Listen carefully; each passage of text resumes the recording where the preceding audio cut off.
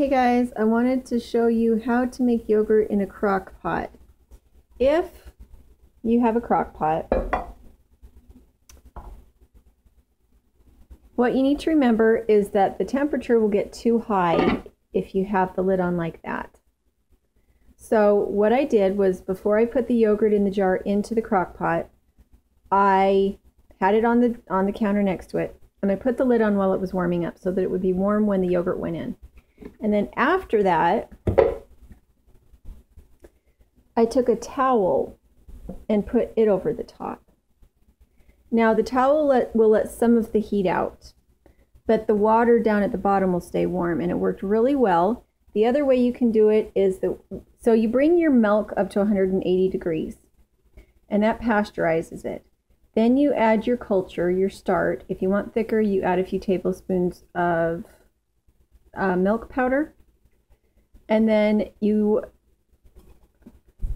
I say that right? You heat the milk up. You don't add your starter powder yet, just your powdered milk.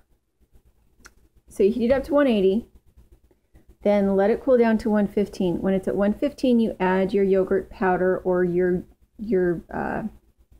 yogurt that came from the grocery store, a couple tablespoons. And then you put it inside a thermos and you let it sit for probably about 8 hours. And the same goes for this, about 8 hours to sit. And then it cultures. The reason why I put it inside these is because if you don't move it, if it doesn't get shaken, then the yogurt stays in its nice gelatinous form rather than separating into curds and whey type of a situation. So this one, because I have to store it on its side, you can see that it has started to try and separate.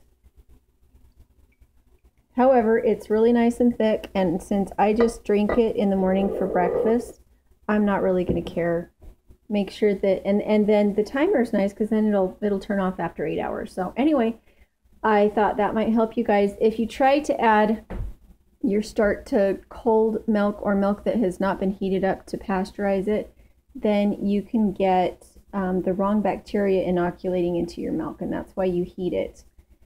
I did not find that to be the case with Pima. With Pima, which is P-I-I-M-A, you can just add that to milk that just came straight from the goat, and that just works really well for me because then I don't have to heat it. However, in the summer, unless I have somewhere really warm to put that milk, it doesn't culture very well either. It needs about 85 degrees.